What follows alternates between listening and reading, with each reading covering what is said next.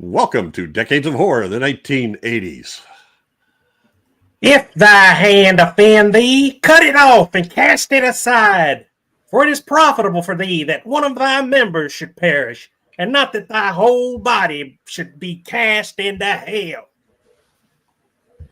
Oh, this is episode 293, recorded It sure is. September 3rd, 2025.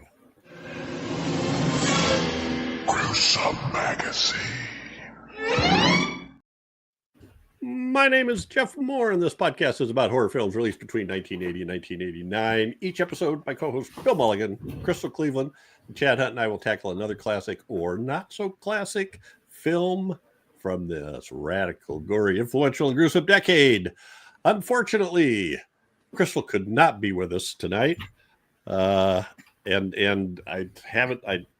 anyway, she couldn't be with us tonight. And I heard no word about rescheduling, so here we are. But Chad Hunt is here, comic book artist, co-host of Decades of Horror, the all of them. How you doing, bud? I'm shocked and horrified. We will find out exactly what that is. Sort of a what do they call that? Immersion therapy or aversion therapy or what is it? I don't know what they call it, but it didn't work. Not doing your research therapy. No. Yeah. Just picking movies out of the blue. Therapy. All right. Also with us is Bill Mulligan, writer, director, special effects guru, co-host of Decades of Horror, the 70s and the classic era, and public author of Wrong. And a story in Vampire Hunters, an incomplete record of personal accounts, which is pretty cool, at least what I've read, which is my story. I'm real behind. I just got this, so yeah. Just back from Dragon Con. Had a great time at Dragon Con. But of course, with Dragon Con often comes Con Crud, which may explain why Crystal's not here. But yeah, I so far have avoided it. I mean, I was dousing my hands with alcohol every time I touched a guardrail and thought about, well, I'm probably about the 70,000th person to touch this guardrail. So yeah, by the way, what was do you know what the attendance was? I don't know. It looked pretty good to me. Yeah. They were really. They usually do 30 or. Oh no, they usually do in the 70s and 80s. Oh, and, 60s when they're being trying to pull back. It's crazy. We never actually got to the dealers building because the line just snaked around it 2 or 3 times. Oh my Lord! It's they were very strict this year also about making sure you actually had your badge on. So there were times when it seemed like it wasn't as crowded, but there were other times when it was the same black hole of Calcutta as usual. Great time. Great time. Derek Tatum runs the horror track, and he is the best. Excellent. Yeah, we all had a good time. Crystal was awesome. We did a Bride of Frankenstein panel. She moderated it. She was dressed as the Bride of Frankenstein. I saw a picture. Yeah, it's really good. On social media. It was really good. Did you guys do a Lovecraft panel too? We did a Lovecraft movies panel, so we got to mention like some of the ones we've done. Did the Unnameable come up? That was the one we just did, right? Yes, it came up and quickly went away. Dismissed, It got dismissed. But we did get some tips on some other good ones to check out. Cool. Good crowds. I mean, the audiences were hot and a lot of standing room only panels. And you're not allowed to stand, so people weren't able to actually get into some of the panels. That was happening a lot with the horror track. So it's good. It's good to see. Wow. Excellent. Yeah. Well, glad it was a Can't wait for next year. All right. Decades of Horror and Gruesome Magazine partner with Play Now Media on several of their streaming channels. In fact, Decades of Horror in the 1980s is on the Wicked Horror TV channel. And if you use our promo code DOH80, DOH all caps 80, you will get 20% off your first payment. So if you sign up for the monthly plan, which is $7.99 a month, you'll get $1.60 off. If you sign up for the annual plan, which is $60 a month, you'll get $12 off. Or $60 a year, I mean. You'll get $12 off. Now, you do have to be a first-time subscriber, and you do have to sign up through their website, not through apps that you download to anything. First, sign up on their website, get a username and all that stuff, and then you can pull the apps wherever you want. They got a lot of cool stuff. So check them out. I've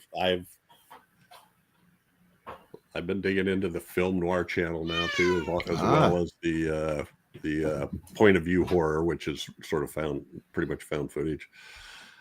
So they got a lot of super just subgenre of everything. All right. I think that's it. On this podcast, we start by giving some basic details of the film we're covering, followed by each of our first impressions of the movie, and then we move into a general discussion of whatever trips our triggers, hopefully relating to the film. Of course, spliced in there is taglines. So, the movie we are doing tonight is... Oh, man. Demonoid, 1981. And anyone who follows this podcast is probably thinking, what sadist? What did Chad ever do to make one of you idiots pick this movie and torment him? And what is the answer to that question? The answer to the question is I'm the one that picked it, not knowing about these. Yeah, so it's a little misleading. We'll find this all out later. But anyway, directed by Alfredo Zacharias, written by David Lee Fine, F. Amos Powell, and I believe the original story was by Alfredo Zacharias. The cast includes Samantha Agar, Stuart Whitman, Roy Jensen, Narciso Busquets, Erica Carlson, Lou Sanders, and Jose Chavez and Haji. Production company Panorama Films came out of Mexico. Filming locations were mostly Mexico, but a little in California and Nevada.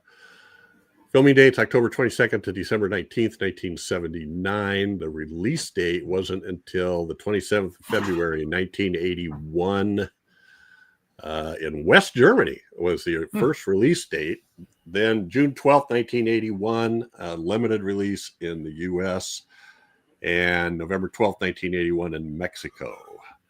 And the synopsis is: spouses looking for silver in Mexico find a 300-year-old severed hand driven by a demon. Yep, that old chestnut. I love it. Driven by a demon.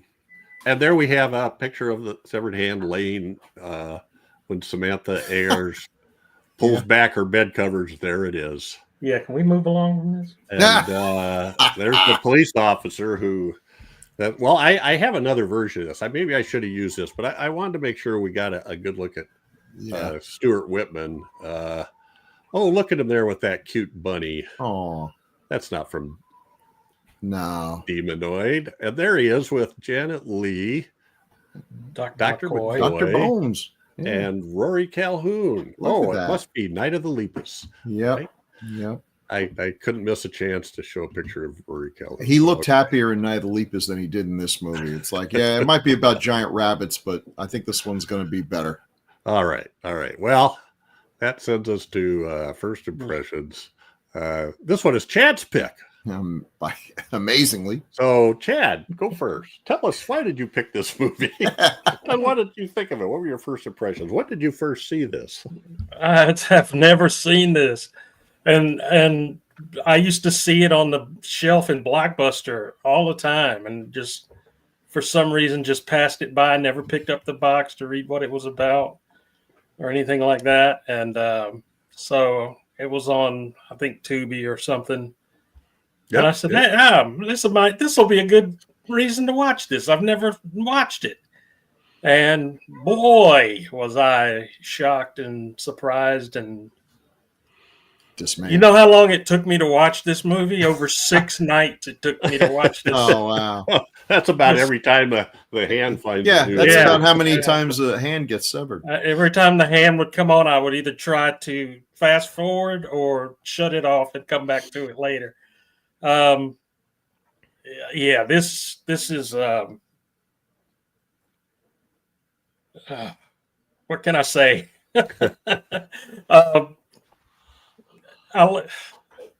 There's certain parts of the movie I liked a lot. I liked the story behind it. I thought it was kind of a cool idea. but why couldn't it have been a foot or a butt cheek or something like Sure. that? You know, Oh, that would have been way better. I would have loved that, a crawling butt cheek. Yeah, I like that idea. I mean, anyway, go ahead. Bill, write it. Yeah. Oh, if you're willing to produce it, sure. Sure. The Stuart Whitman, I liked him a lot in it, even though it looked like he did not want to be there at all.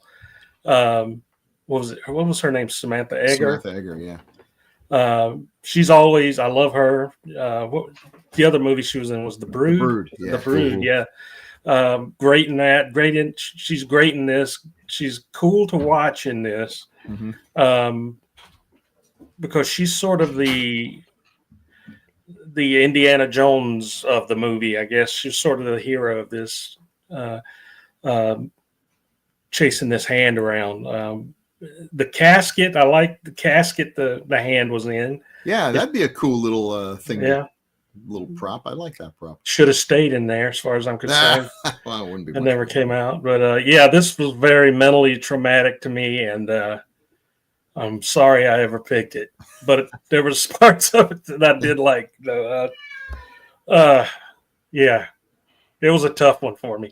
I had no idea, man. And people are going to go, y'all bullshit. You did know. I had no idea that this was about a severed crawling hand. Some of the scenes with the hand were hilariously funny. Like when it grabbed the train and yeah. I might actually have some gifts for those. But okay. Oh, good. I'll warn you ahead of time. I found it hilarious, but there's other times that just looked creepy as hell and just messed with my mental state quite a bit. But yeah, okay. That's all I got to say about it. All righty. Man, I wish Crystal was here. Thank you. Yeah, really. Phil Mulligan, how about you? Well, I've heard about this movie a lot because my friend and the friend of the show, Jerry Chandler, loves this movie. Like many of the things that Jerry loves, makes no sense at all. He just has this. Sometimes he's a guy who has some taste, and then other times it's like, oh yeah, that was a great movie, Citizen Kane. But you know what was really great? Loch Ness Horror. And you're like, Jerry. Yeah. Who knows why? But yeah, he's always extolling the virtues of this. But in his defense, so does Quentin Tarantino. And I had never actually seen this movie all the way through. I watched it in bits and pieces. It was on seems like it was on TV a lot back in the day, and then never again. But Quentin Tarantino was doing, talking about the movies that defined him and made him what he is, and he raves about this movie. And seeing it through his eyes, because he's one of my favorite filmmakers and everything, it's like, what is it that appealed to him? It's a nuts movie. Come on, Kitty. It's a crazy movie. It doesn't make much of a lick of sense, but it's not boring. I mean, it's constantly moving, and there's just little bits and pieces that come together. And, just when you think you got it figured out, we get into another level of craziness. Samantha Eggar is terrific. Really a good actress. A good actress, gives it her all in this movie. There is not a moment where you feel like she's slumming it. Like, damn it. I was a legit actress once. Now I'm doing this weird stuff. Stewart seems like a little more, I've seen better days than this. The guy who played her husband, I'll be honest with you, I kind of wish, I think Tarantino said this, and I agree, I kind of wish the two of them had been together more for this movie. I liked the chemistry between them. It was a lot of fun. But then he gets possessed, and next thing you know, he's just killing all of his workers, blowing up. That took me by surprise. And then Haji shows up out of nowhere, like, Haji, wow. It's crazy. I was expecting more demons. They have a really cool demon on the cover, and every now and then there's like a flash of this demon, but it must have been a painting or something, because that's all we ever see of him. I really wanted to. That was a cool looking demon. This is one of my favorite posters. You got to say, it's a great poster. I can see where this was definitely getting butts in the seats back in the day. You can just totally see a nice big cardboard cutout of that on 42nd Street back in the Grindhouse days. Yeah, that would get them in there. So I enjoyed it. I'll probably watch it again. It was a lot of fun. They did have the statue of the demon in that. Yeah. Yeah, I but mean, I don't think they ever mentioned. Did they mention who it was? What the name demon's name? Pazuzu. I don't know. The devil. It was the devil's The left devil. hand or something. Oh, The devil's left hand. Pazuzu baby. That looked like the statue looked like Pazuzu without one important appendage. Anyway, it's a lot of fun. It's a fun grindhousey movie. You don't have to exercise your brains too much, and just when you think you got it figured out, cop shows up and forces a surgeon at gunpoint to cut off his hand. You're like, well, if you don't cut off my hand, I'm going to kill you. I'm like, all right then. Okay. Yeah, this was fun. So thanks for picking it, Chad. Even though, yeah, if you'd done your due diligence, it never would have seen the light of day. Yeah, I rarely do. See, we never would have picked that on you, Chad. No, we're just like, come on, what's Chad ever done to me? But I can see you guys laughing in the background. Could you believe I warned you? Oh, did I warn you? I warned you. We weren't going to stop you from doing it. But... once I picked it, I wasn't going to back out. So. No, that's right. That's right. I texted him. Did you realize this is really much more about severed crawling hands than it is about a demon? Yeah, and I thought you were like kidding around with me. This movie has more crawling hands than the movie titled "The Crawling Hand." Yeah. All right. So, yeah, it's dumb, but it's fun. I thought it was a lot of fun, and the stuff that you were talking about, Chad, all of the shenanigans that the hand gets up to,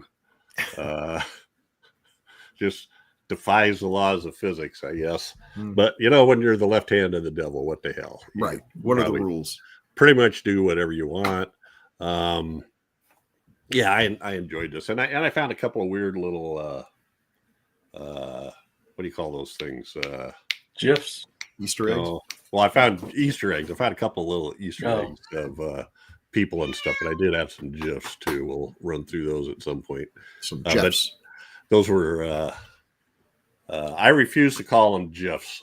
You talked me into it. I call them GIFs because G stands for graphic. Why would you say GIFs? GIFs. I don't know. Yeah, anyway, you're right. I thought it was fun, and the effects are bad to fair to middling in some places. Occasionally, pretty good. Yeah, sometimes you see a hand effect that's actually surprising, and then sometimes you see one that's like that looks like you bought it at the Spirit Halloween store on buy one get one free day. Yeah, when it first starts to crawl up her leg, it kind of looks a little. Anyway, all right. Well, I enjoyed it. Is it a good movie? No, I don't think so. Not by most standards. So I will fire ahead. Oh, what is it? What is it we do now? Quit while we're ahead. Something like that. It is now time for Taglines with Chad. Okay. Chad is played by Chad his own self. All right, let's see how these go. Okay. Up from the depths of hell comes the ultimate horror. What that is, you'll never know until you see the movie. Messenger of Death. Is that a Charles Bronson movie? Yeah, I don't know. That's it. It's sort of a half-assed subtitle, but there is a movie with that title. The hand that comes from the other world to grab you.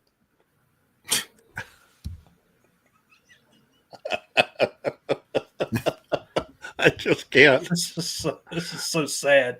The messenger of death is back.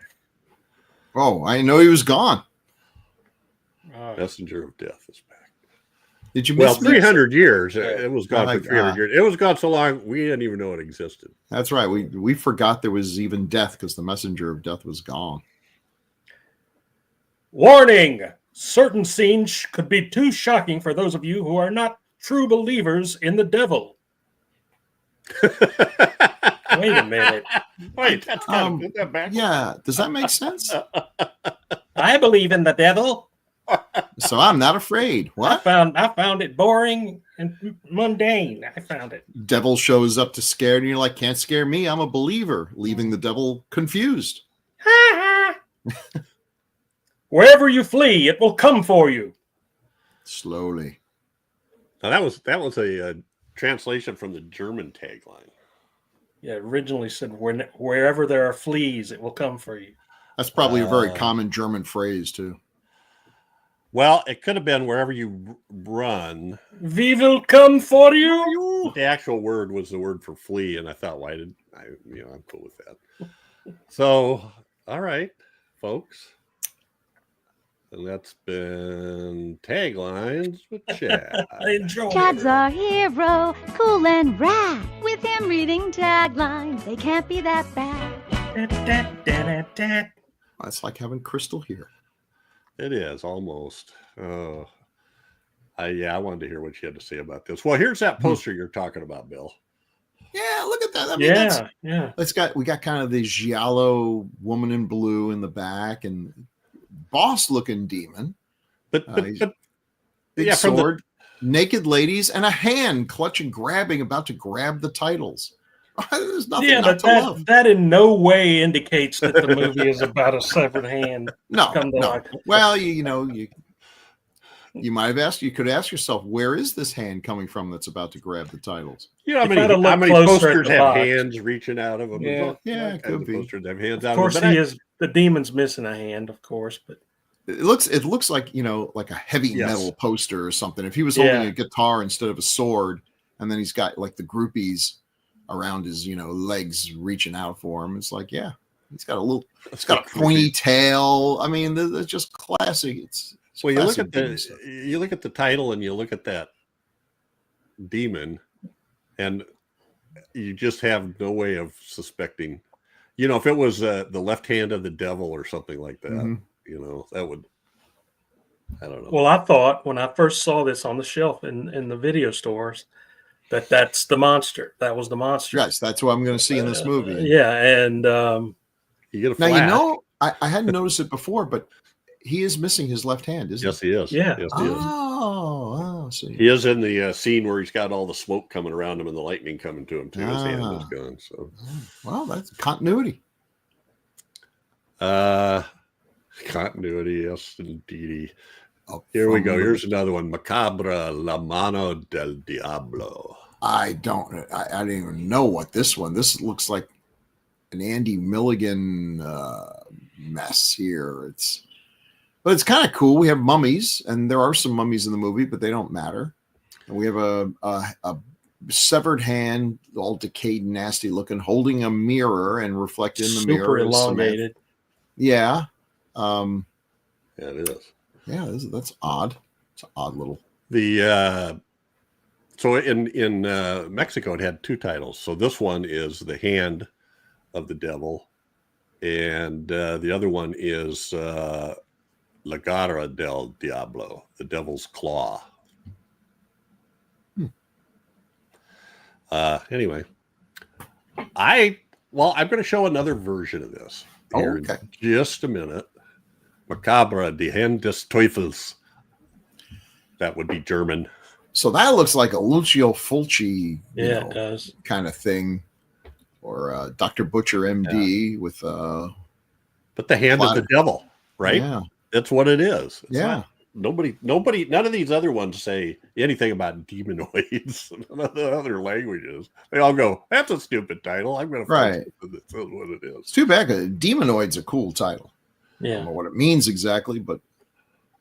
And that up that line at the top there, Chad, that's that one about fleeing. Wohin fließt, sie will nach der Greifen. Okay. Well, yeah, that's like one of the mummies down in the cave, right? Yeah. Yeah. Now this is a French one, and I kind of like this one. They didn't have see on the Mexican one, they got all that stuff around the side. This one is darker to me, and I don't know. And I didn't look up how to pronounce this, but translated it is Devil's Fingers. the fingers of the devil, kind of. Digits of the devil. Let's doiks do diablo. That's certainly not the way to see it. And then, Bill, I found this one. A double feature with Omen, The Final Conflict. Huh. Interesting pick. Up from the Depths of Hell, yes. And this was showing at the Budco Theater and the Budco Drive-In and the Budco Street Drive-In at Jerry's Corner. It's off the expressway at Jerry's Corner. Is it Jerry Chandler? Huh? Wow. In Claymont, Delaware. Wow. Right next to Budco's Barbecue. I love this at Jerry's Corner. Dear. All right. Well, let's take a look at this director. We've got a Mexican director, Alfredo Zacarias. Not the bees. Who did the Bees? The Bees, and then one of those Mexican comedy movies with some funny Mexican guy who stumbles around and sees mummies, and it's like, what if Abbott and Costello weren't funny? Capulina. Oh, yeah, Capulina. I think he's a famous comedian. He is. Oh, very. And made a gazillion movies. So what I've discovered when I say these movies aren't funny, comedy is a very cultural thing. Yes. Horror is universal. We're all, and it doesn't matter what language you speak or which God you pray to, you know, a monster comes out and pops your eyes out of your sockets, you're scared. But comedy, you know, what makes you scream is common, but what makes you laugh is not. And, you know, you watch, you know, some of the greatest horror movies ever were made in Italy, but you watch an Italian sex comedy and you're like, wow, I may never laugh or have sex again. This movie is terrible. But there's and then it's part of a long running series, so obviously a lot of people found it appealing. I wonder if the same thing with American comedies, you know, like this isn't funny. But that's also how I think when I watch a lot of American comedies. I don't know. I watch some of the YouTube reaction channels. Every once in a while there'll be some foreign couple, you know, like these two people are from India and they're watching the Three Stooges, and they're usually laughing their ass off. And I don't know. I think it's more, you know, is that just make a better reaction, or is it because they never ran into anything? Well, that kind of physical comedy. That's pretty. It's pretty more universal than a sex comedy. I think we all understand what it's like to get hit on the head with a cast iron frying pan, you know, and the sound it makes and everything. But also, the Stooges were masters. Absolute masters of timing, you know. It's don't you try this at home. It'll look like a snuff video if you do what the Stooges are doing. Well, this guy's got quite a few credits. I had not heard of him. I will say that Bees poster is pretty Bees knees there. Original story, and I believe that is that stars John Saxon, Angel Tompkins, John Carradine. Co-written by Jack Hill. Oh wow! Where there was back in the days when the African bees are coming. That's right, the killer bees. The killer bees. Boy, that sounds like a movie of let's cash some checks here. We got John Carradine. I feel Saxon, Jack Hill. I feel like this is Mikey Z subliminally suggesting Swarm again. But anyway, all right. Well, was there anything you noticed in the direction? No, just Mexican horror movies are interesting. You know, if you look at the Santo films and everything, they were making movies in the 50s all the way through the 60s that look like American horror movies from the 40s, which I happen to like quite a bit. So that's really cool. When, you know, you see it with a lot of these foreign places, a lot of these foreign countries, that you can see when the industry is having a high and a low, and when they start hitting the lows, when it looked like, I guess that's when Hollywood just started. The only movies that were being shown were Hollywood, and the indigenous studios were kind of falling down. The budgets got real cheap. And so there was a time when I thought, boy, nothing rots your brain faster than Mexican horror movies. But I got to say, having gone back and watched them more often now, I like the energy they have. There's something about them. They're very unique. And I don't know, there's just something I really like about them. I mean, if I had, you got to cut one country out of your viewing Never watch another blank horror movie again. Bye, Canada. So long. Nice knowing you. Love you all. Great people. But boy, their horror movies hit or miss, and mostly miss. Well, I think, we'll get to that. You have a slide on that. So our star is Samantha Eggar. And she's great. She is. And she does everything in this. Mm-hmm. Oh, it's really a one-woman show. Yeah. Even she played a good, like, leading woman in this movie.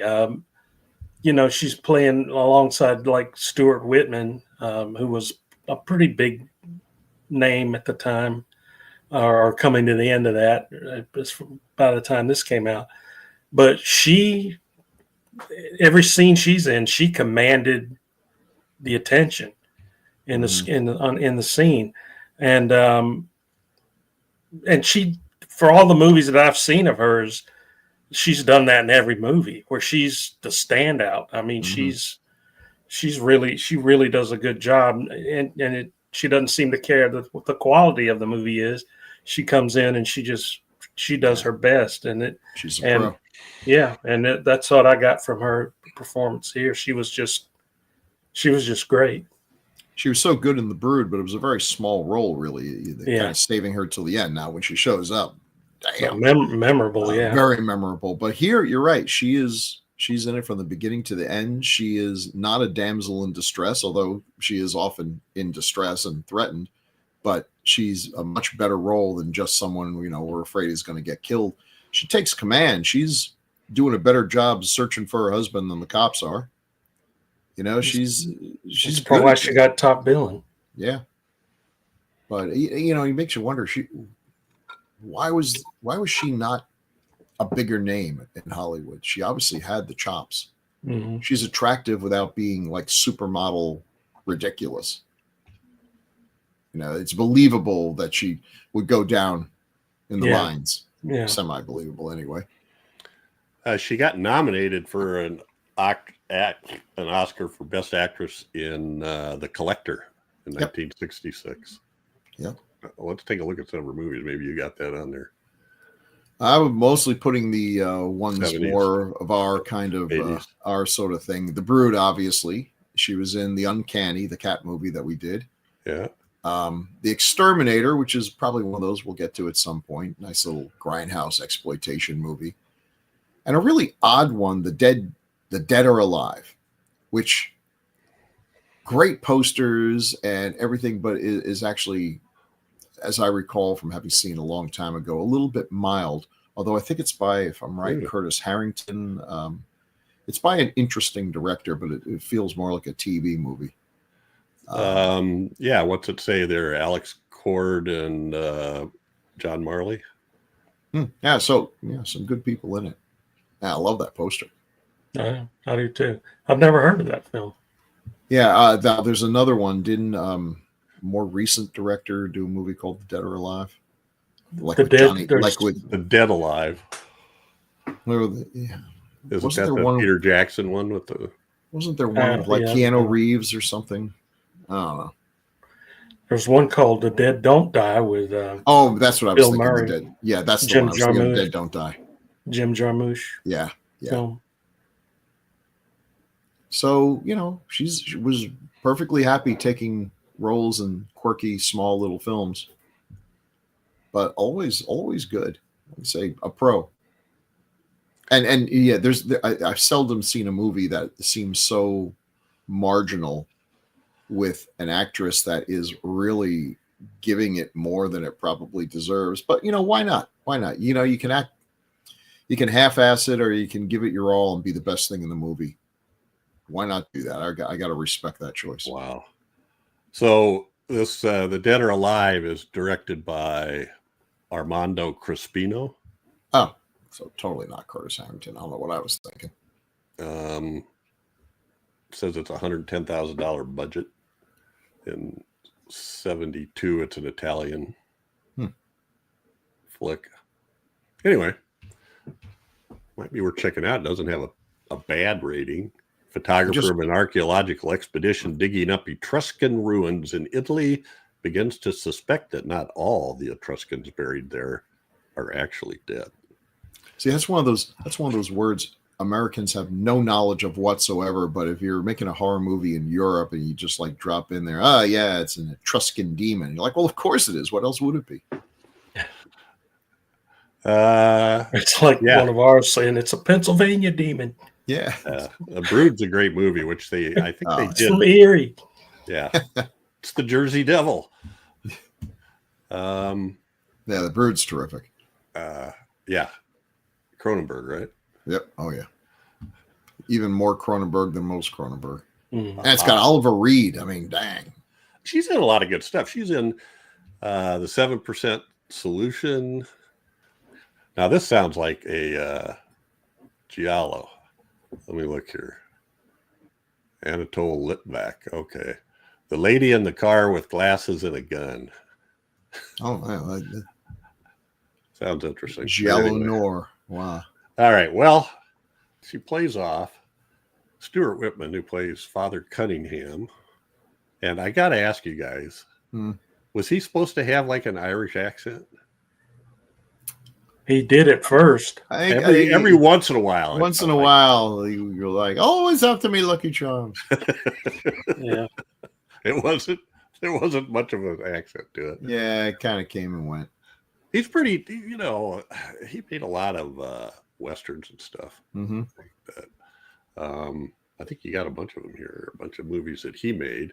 And he did okay here. Although, what did you say, Chad? You thought he didn't want to be there? He didn't look like he wanted to be there? It just felt like, he was just there to get a check. Yep. He wasn't really, I mean, he's done a lot better stuff where he's, like you said, the Westerns. I used to watch all those Westerns with my dad that he would be in, and much better acting than this. Felt kind of low energy. Yeah. He's got that kind of rugged look. Yeah. Well, let's take a look. What do we have here? He's been in a lot of pretty cool things. Night of the Lepus, of course. Monster Club, with a couple of really good actors there. The White Buffalo. Guyana Cult of the Damned is super exploitation, based on the Jim Jones, yeah. That's some good stuff. Eaten Alive, Toby Hooper. We've done that one. The White Buffalo, which is another one we'll probably get to at some point. It's a Western, and it's got a giant white buffalo built by Carlo Rambaldi, who did King Kong and E.T. and everything. And I love Poster's great. It's been a long time since I saw it. We talked about this one other time, so I went and bought it. Oh, wow. Welcome to Arrow Beach. Terrible title, which they later changed, I believe, to Tender Flesh. And it's got a very young Meg Foster in one of her first Meg Foster. I get Meg Ryan and Meg Foster mixed up all the time. People laugh at me. Meg Foster, Cool Eyes. And it's got cannibalism. You sort of don't see that coming. Tender Flesh is a much better title for it. And Welcome to Arrow Beach. Sometimes I look like, whose idea was it to call a horror movie something that doesn't give you any sense of horror whatsoever? He was nominated for an Oscar for a movie called The Mark in 1962. But I'm looking at the Guyana Cult of the Damned. He plays the Jim Jones character. Yeah. Mm-hmm. He calls him James Johnson, but James Johnson. Raymond J. Johnson Jr. You can call me Ray. Boy, this is a pretty good cast. Gene Barry, Joseph Cotton, John Ireland, Bradford Dillman, Yvonne DiCarlo. It was condemned when they brought it out because it's like too soon. I'm sure that if they could have gotten that movie out a week after it all happened, they would have done it. And he's chewing up the scenery. But Jim Jones in real life was pretty much a scenery chewer. I think I prefer the Powers Booth version. I always liked that one. Yeah. I haven't seen this one though, so I may have to check that out. All righty. Night of the Lepus. Yeah. Come on. And then we move on to Roy Jensen. The Car. who was in. He's got, oh my God, he's got 200 some credits. I Yeah. think. Just and was in this ton of stuff. I just was looking at his trivia. He was the first guy to get beat up by Kane in the Kung Fu TV show. Wow, the first of many. The first of many, yes. And he does a pretty good job in this. He doesn't usually get lead roles. Now he doesn't last too long, but he is a lead up until that point. Right. Well, I mean, he's not a pretty boy. But he's in. You've got Soylent Green on there, and I can picture him wearing the little uniform, doesn't he? That like Chuck Connors wears. It's like one of those little like a mallet hat kind of thing. Apparently he was kind of in with Clint Eastwood. He was in The Gauntlet, Every Which Way But Loose, Chinatown, 223 credits. The Car, Red Dawn. Red Dawn. Yeah. Yeah, he was fine in this, but it did not last long. I was a little surprised when all of a sudden he turns into the Human Torch, and like, well, so much for that. In a 1987 interview, he said, "I really like playing the nasty heavies, and I've always enjoyed paying the bills." So it all worked out. But as I get older, I wouldn't mind some roles where I could play a nice daddy or grandpa. Anyway, I'm sure the girl there with the green dress, the guy that played her boyfriend was Ted White, who played Jason in part 4, I believe. Oh, or the final chapter, the guy that kidnapped him. Oh, wow. Yeah. So you got one there. So mine was the guy next to him there, the gray-haired guy, white-haired guy. That is Whitey Hughes. Now, believe it or not, I'm watching this movie and I'm going, I swear I know that guy.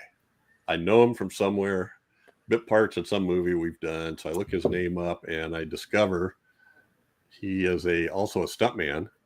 And he was this guy in Kingdom of the Spiders. Oh. He flew that plane. Wow. Flew a plane covered in tarantulas. Yes. I think whatever they paid him that day was not enough. Anyway. I thought that was fun. But he's done a lot of interesting stuff. He's been going at it for a long time, even at this point. So ran across him. And then you have mentioned Haji, who I believe is Canadian, right? Oh, there's Ted White. Yeah. Ah, wow. Good job. I love Haji. I mean, I've only seen her in a couple of movies, but one of them is Faster Pussycat Kill Kill, and that's all it has to be. Yeah. She was terrific. And I noticed that. That's her on the bottom right. That is her with Frank Gorshin. Oh, yeah. They were an item in the last few years of his life. Oh, interesting. So, yeah. Oh, yeah. Always a favorite of mine. Lucky guy. Yeah, that's right. That's right. If you haven't seen Faster Pussycat Kill Kill, that is just one of the great exploitation movies in American cinema. It's so good, and she's terrific in it. Tura Santana and her, amazing. But she didn't do a lot of stuff. No, she didn't. And this just seems like kind of an odd one to do. So I don't know what it was that brought her in. So I'm not quite sure. She was billed as Hajo Cotton or Catton, and but later her IMDb credit is just Haji, Haji. We'll say Russ Meyer had a gift for finding some really amazing women, not just physically but personality-wise. They were all bigger than life. Tura Santana, Haji. I mean, well, and right off the bat, you get. If you go to her IMDb page, the clip that's playing is from Faster Pussycat Kill Kill, and there's 3 girls on like a pedestal doing like go-go dance kind of thing that was shimmy shaking the fringes and stuff. Motor Psycho, the killing of Chinese. Oh, that's interesting. Killing of a Chinese bookie. Yes. Oh, isn't that Cassavetes? I don't know, but she's in it. Beyond the Valley of the Dolls. Well, that's another Myers. Yeah. Wham Bam, Thank You, Spaceman. Which one is the one Robert Ebert did? I think maybe Beyond the Valley of the Dolls. Yeah. Yeah. Yeah, he did. He did the screenplay. He did the screenplay for the last few Myers movies, which are really a trip. Roger Ebert quite did? like it. Yeah, hard to describe these movies. They're You're right rated about X, but they're not porn. Chinese bookie is Cassavetes directing Ben Gazzara, Timothy Carey, and Seymour Castle. Now there's some crazy stuff mixed in there. All right. Beyond the Valley of the Dolls was one of the first, I think it might have been the first movie I saw with a beheading. And they had rolls down the floor. Yeah. So, anyway. Well, you got some other stuff here. The Hand. Oh, yeah. Here we got some hand stuff for Chad here. Crawls on her leg. No idea how they filmed some of these scenes. It's a mystery, but... But I mean, they do a smart job. They edit it in a way that a lot of times there were a few times I was like, I'm not exactly sure how they got. The one thing that throws me is a disembodied hand is not going to have any leverage or any. I mean, it's not going to be able to reach up from the ground and grab the bottom of a train as it's going by. Yeah, probably not. Well, it could leap up. Boing, think of boing, boing. No, it was the other time when it grabbed somebody and throw it like it rolls over, grabs a gun and shoots it. I'm like, I don't know what that. I don't know. Yeah, how does it get the momentum? I was thinking about that. It's the left hand. Maybe it's like what would that be called? Left-handed martial arts, Southpaw Jitsu, Southpaw Kwando. Anyway, that's enough for Chad. So here's weirdness. He says. I got the burned guy. I like the burn makeup and all that was It weird. took me a minute to figure out what was going on. He was trying to cut his hand off. Yeah. You can't see his arm because it's all black. Yeah. But he's trying to shut the door at the top on his hand. But the cop going in there and demanding they cut his hand off. And don't use any anesthesia. I'm not a pussy. So So this is where the and I know I'm being silly. But the logic of this whole mythology, I don't get it. Because at first, I don't know. I don't get it. Why the other people, like Roy, who's I think his character's name was Mark, he wanted to keep it. I'm going to kill you, and then it'll be mine, and I'll be the owner. But the cop, he wants to get rid of it as fast as he can. I don't know. Interesting. Looks like he's sending his steak back. Yeah. I asked for medium rare. Yeah, put some ketchup on it. Cut his hand off, put it on a tray. Did I read right in your workflow that the nurse here is also the same actress who played the woman who gets killed in the beginning? Yes. 300 years ago? Yeah. And it's really hard. I actually rewatched... all right, this will sound bad, but I rewatched the beginning because I was trying to recognize her. But you do not get a good shot of her face in that beginning. He had to go back 37 times. Yeah, I did.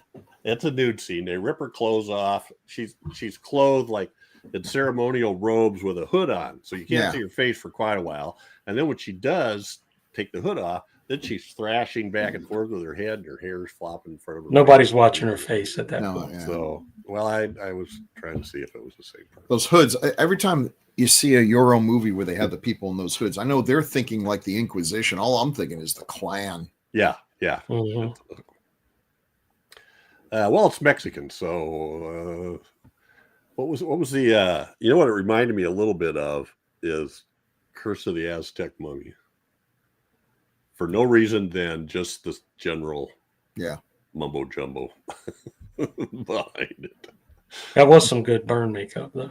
Yeah, it was pretty good. And the burn effects were good. I mean, whoever the stuntman was, again, earned his keep. Mm-hmm. I'd be real nervous doing burn effects in any country other than the United States. Yeah. I'd be real nervous doing any burn effect. It's a bad idea. Don't do it. That's where you have to learn that, water is agua. Yeah. What? Okay. Agua. Couldn't understand it with your horrible accent. I just popping it up. Yeah, there's the burn gag. Yeah, look at that. It was pretty good. Yeah, he's going up real well. Boy, that is just so dangerous. But the other thing that was cool is the hand burrowed itself down under the dirt so it wouldn't burn. That was kind of interesting. Yeah. That was a neat little. It's thinking. He was. All right.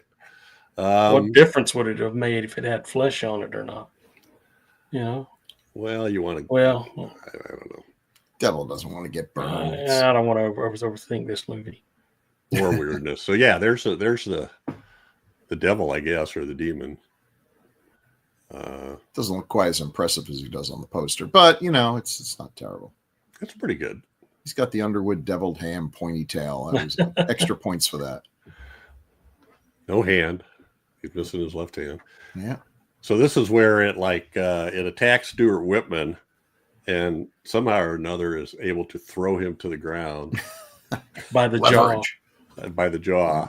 And there's several shots of that hand like squeezing somebody's face, and it looks like they're going to go for a whole face peel off. Yeah. But then when they release it, it's not. It's just his face with a little bit of blood makeup on. But anyway, well, I found this one too. She falls through the at the very end. Anyway, she's thrashing around in the house and she falls down through that coffee table, the glass coffee. That's table. pretty good. That was an interesting shot. Yeah. Anyway, so I've got some. To that one scene, which is really crazy, the big scene in the plastic surgery center. I'm going to throw these up. I think they might take up the whole screen, so you look the other way if you want, Chad.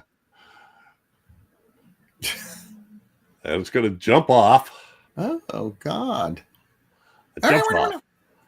She starts to run and grabs a gun, shoots him. Right. She collapses. Oh my God! So dumb.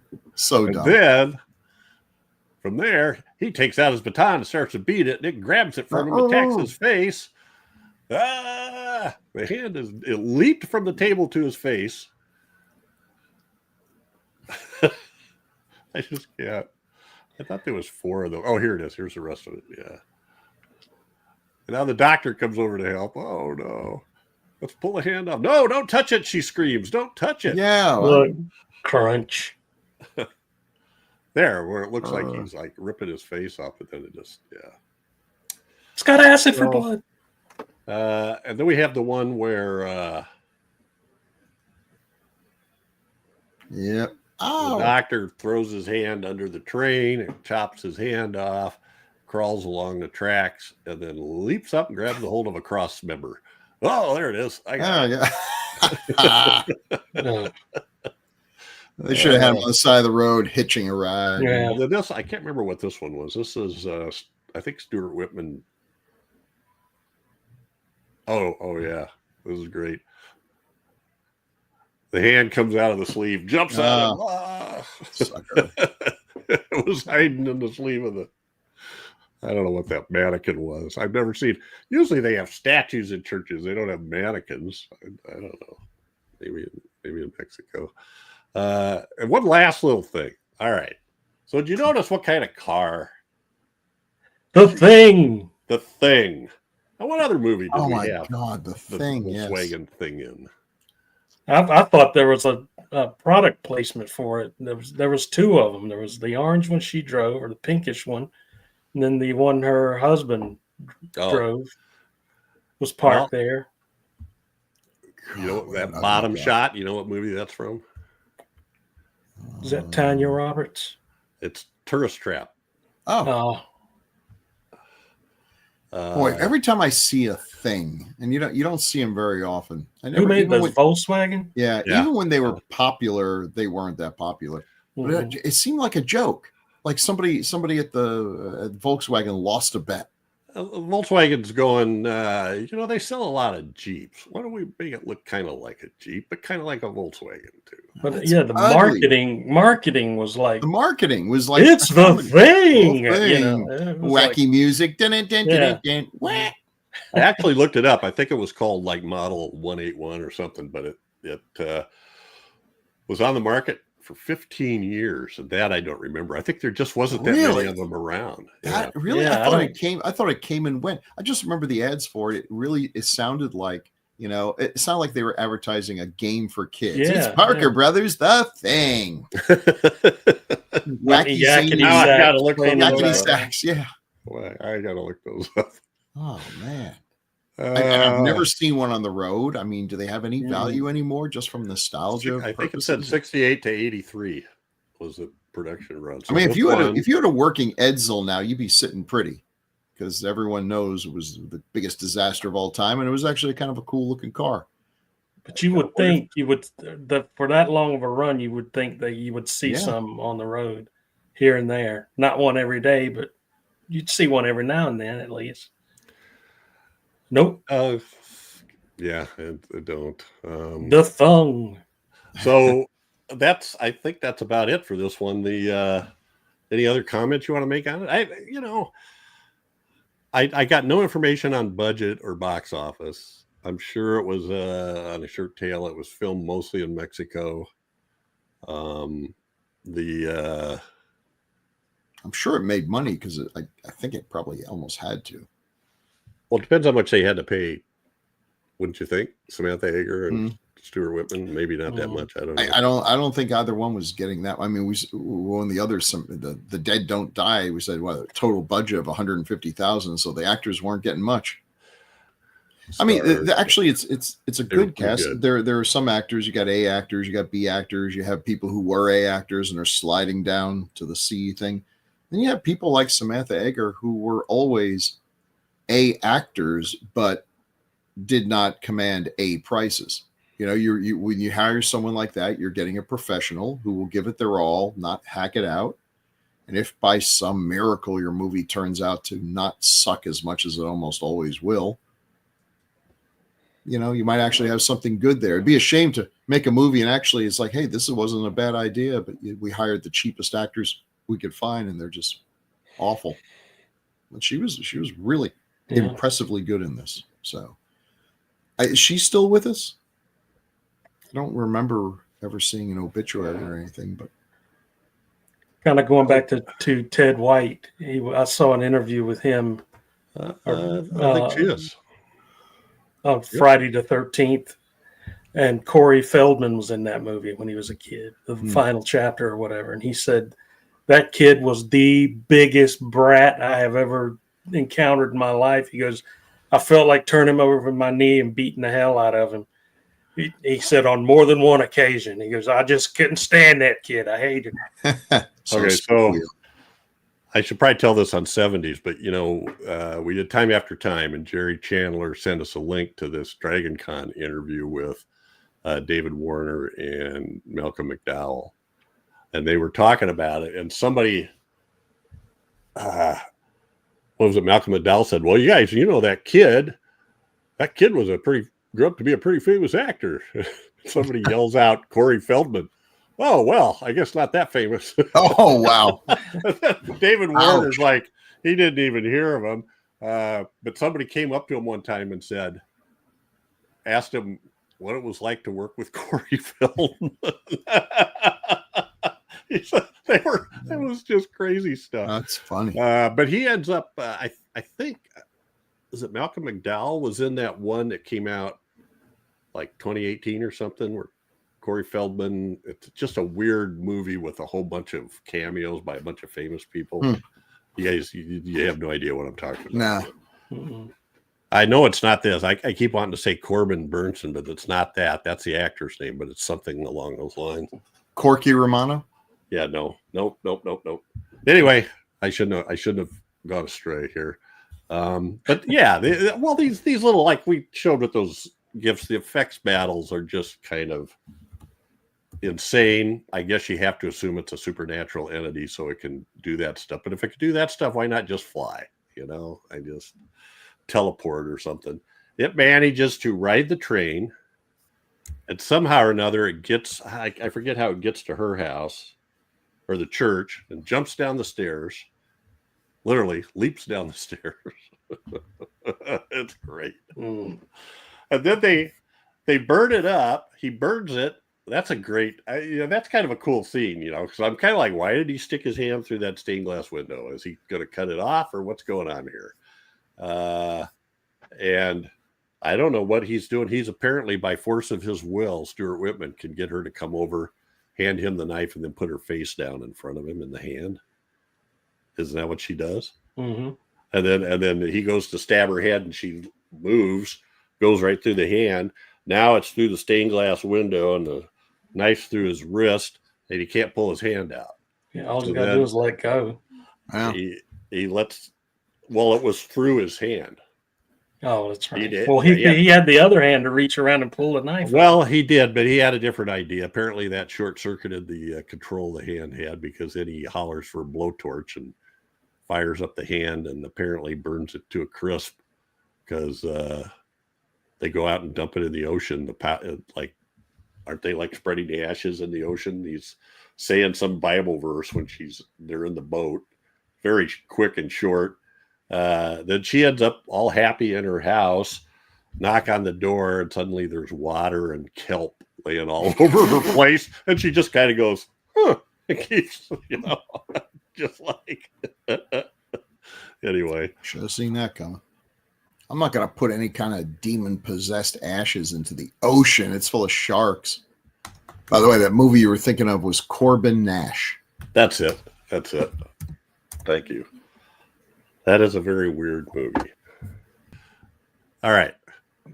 Well, we were without Crystal tonight, and I checked with Jerry Chandler, and I missed when he responded after we started the show. So we thought we'd give him a chance to have a say, because Bill says that he loves this movie and brings it up at every opportunity. And so what we did tonight was Demonoid. You might be one of the few people that I think could talk about this without preparing. So how badly have you slagged on it so far? We have not, actually. Not too bad. We enjoyed it. We all said We had it a was good time. fun. Chad was dismayed to learn it was about a severed hands. He didn't get that from the title or the poster, so that was kind of a tough go. How can he not know? I've threatened him with this film for 5 years. We thought you were just threatening a bad movie. Like like Loch Ness Horror didn't have any severed hands that I remember.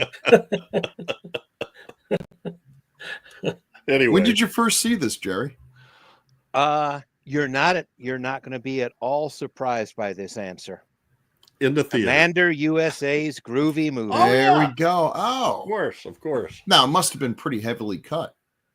Well, yeah, there weren't quite as many boobies in the opening act. But honestly, from what I remember, like some of the other scenes, they didn't quite cut as much as you would think when it came to like the severing of the hands. The one when the one police officer kidnaps her while he's possessed and then has his hand cut off. Yeah. It's like you got to see a fair amount of that. You got to see the spike in the hand when the old preacher traps it and sets his own hand on fire. You got to see the face go through at the glass at the end.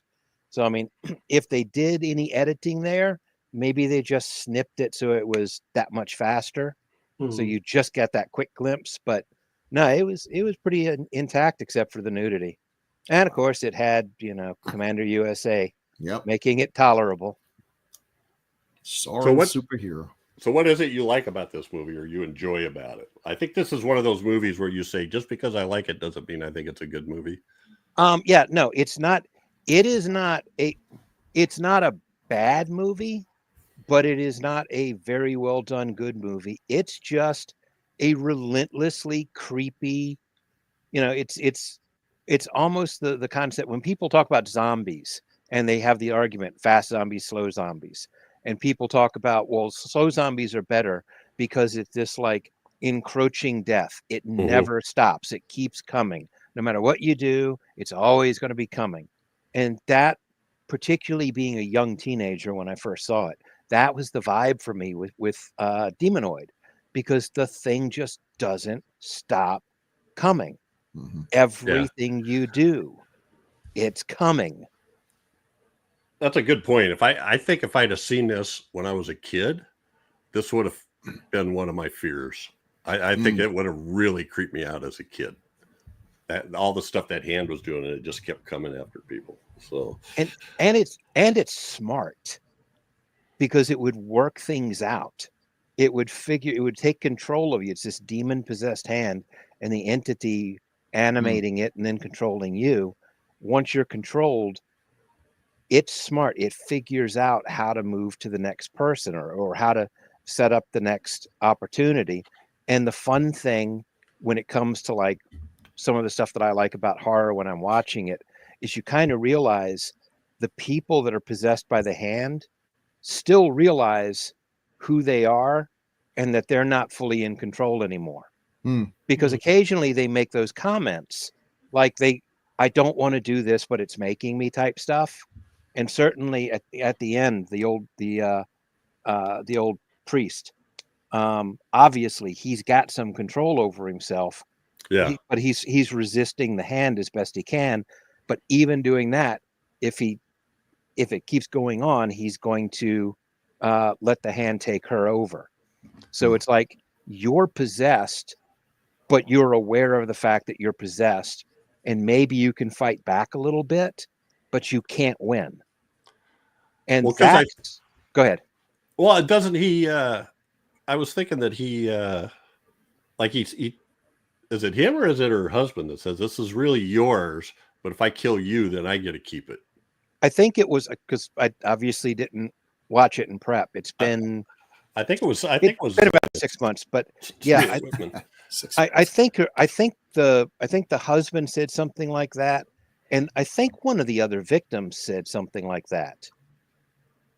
I mean, I think I don't remember if he said I'll kill you, but didn't the police officer make some sort of comment about like wanting like no, it's for you, right. So yeah, well, that which is weird because some of the people wanted to take it for themselves, and on the other hand, the police officer was like, he's wanting to cut his hand off and get rid of it, and then the whole scene where he sticks his hand through the stained glass window was brilliant. Well, the whole demonic possession thing, it plays into what you were just saying. It's like it's one of those things, where like evil knows evil type statements. And the people may not be evil, but if there might be something about some of the particular characters where they were morally maybe on the wrong side more than the right side, and the exposure to the demonic entity affects that. So their natural untrustworthiness or their natural greed or their natural desire for control is suddenly enhanced. So they're more open about, this is power. I want it for myself if I could kill you. Whereas others, they're terrified by what they've become. Kind of the good vampire, bad vampire setup. Obviously, I've thought way more about this movie than the people that made it. We had quite a few laughs over the quote unquote fight scenes, I think. Oh God, they're horrible. The ability of the hand to like leap through the air and have leverage and everything, Anyway. Yeah, the fight scenes are horrible, but it's one of those movies that just for whatever reason I really enjoy it. Oh, that's fun. And like I said, it's got just that nonstop, and then the fact that I think the thing that makes it the movie that I can return to from time to time is it really is like the inevitable death, because it's not one of those where you live happily ever after. You get the whole setup. You think that we've burned it, we've turned it to ashes, we've dumped the ash in the ocean, and then the thing, whoever it took over, a gift shop employee or something, like males are seaweed flowers. Yeah. And apparently, I don't know where, but brought a cup of water from the ocean and sprinkled it all over the house first. On the counter, kelp on the floor, and that black candle in the box. Yeah. So, and it takes her. Although it's weird to me that it goes through all of that to take her over, And the first thing it does is basically give her what would probably be like a fatal or near fatal injury. Because if you put that much broken glass into your face and throat, you're not having a good day after that. Well, I mean, you know, the hand should be able to drag the body around, right? Like with some of the skills. That does kind of defeat the point of taking over the rest of the body. Okay. All right. Well, Jerry, appreciate you dropping in quick. Crystal couldn't make it, and so I was taking a last shot to see if you were available, and then I missed your message saying you could. So appreciate you stepping in. I was out doing my evening 20-mile walk. Well, Jerry, thanks for stopping by. We're going to let you go. We're going to just close out here. Thanks for adding your expertise. Really appreciate it. Good to hear from you. Thanks. Finally got your revenge, Jerry. Yeah. And he picked it himself. He did it to himself. You're kidding. It's all my fault. Yeah, I'm not. Yeah. Yeah, it was my pick. I had no idea. Even though you told me, I didn't. As many times as I've literally told you, this is a severed hand movie. I know. He probably just, you just retain a little. Jerry's always talking about this movie, so I can't remember what it was he said, but he was always talking about it. All right. Have a good night, Jerry. Well, thank you. I look Thanks, forward to Jerry. seeing what you guys said. Have a good one. Bye-bye. Thank you, buddy. All right. Back to feedback. Yeah. So, Chad, episode 243, Witchboard, 1987, from Chris Hambrick. All right. Chris says, awesome video. I saw Witchboard when it came out in theaters. I love Kevin Tenney's films, including Night of the Demons and Witch Trap, which is another great one of his. Keep up the fantastic work, guys. Love the channel. Thanks, Chris. Thank you very much. Have any of you guys seen the new Witchboard? No.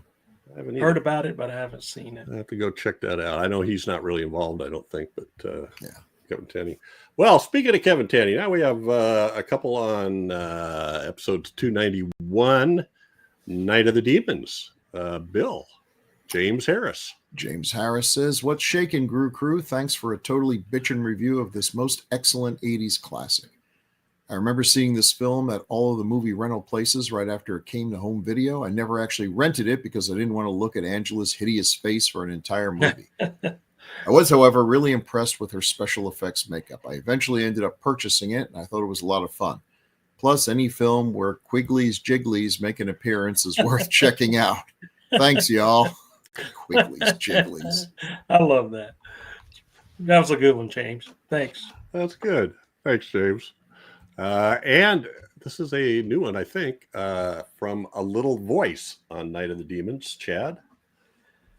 It wasn't released in a larger scale because the production company was small and they only had so much money to be able to produce prints for the film. I think in total they had made around 30 prints, which toured parts of the country at specific times. Had they had the money to release it in a larger capacity, it definitely would have succeeded in bringing in extra dollars. Alas, the money from the start just was not there, and while it was proving to be successful, those major markets it could have festered in had already hit their mark for the time it was there.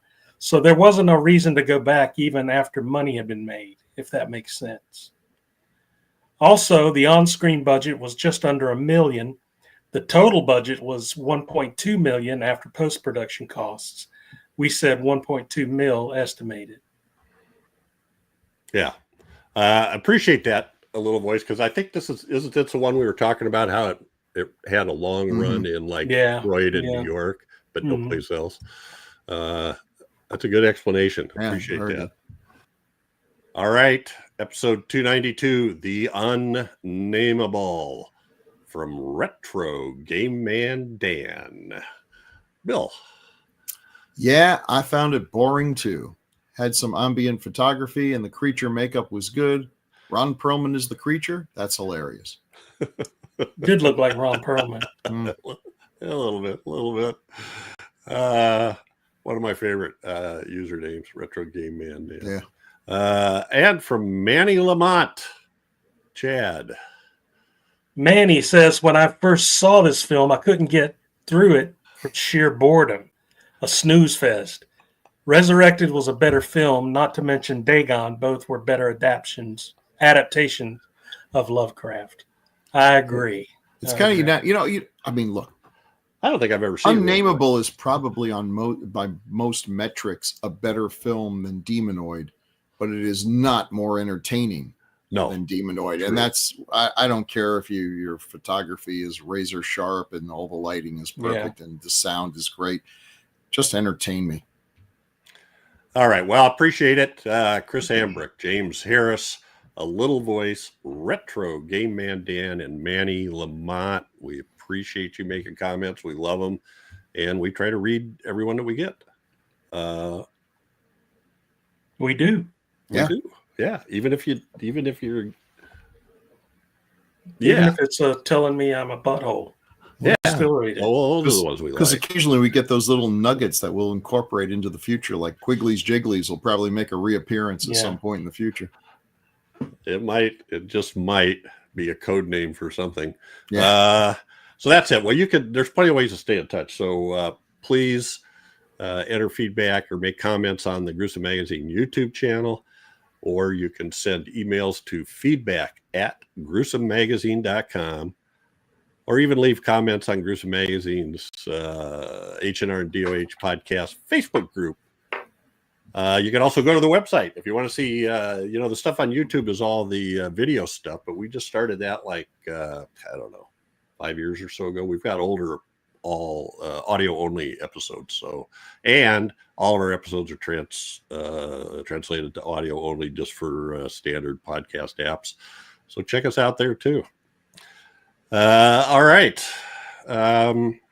That's it for this episode, but every 2 weeks we'll be focusing on a specific film released between 1980 and 1989. This time it's my turn to pick, and found a good one. We've been waiting on this one for quite a while. I finally found a streaming source for Wolfen, 1981. Albert Finney. Yeah. From the saw this in the movie theaters. From the Whitley Strieber book, stars Albert Finney. I did too, and I liked it a lot. I liked it a lot. It was not, the theater wasn't packed, but Edward James Olmos, Gregory Hines, Tom Noonan. Some great cinematography. Absolutely gorgeous. So anyway, that'll be the next one. We're moving on towards Halloween here, boys and girls. So we got to be thinking. We got to be thinking about that stuff. And we're only 7 episodes away from 300 number. Wow. Yeah. We'll figure out what to do there. All right. Well, I'm sure Chris will be back next time, and we're going to have to ask her what she thought of Demonoids, if she actually watched it.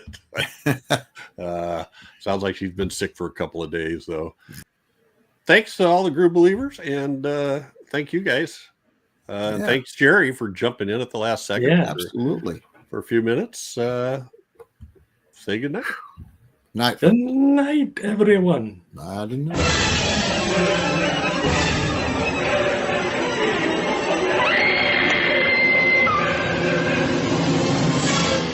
Gruesome Magazine.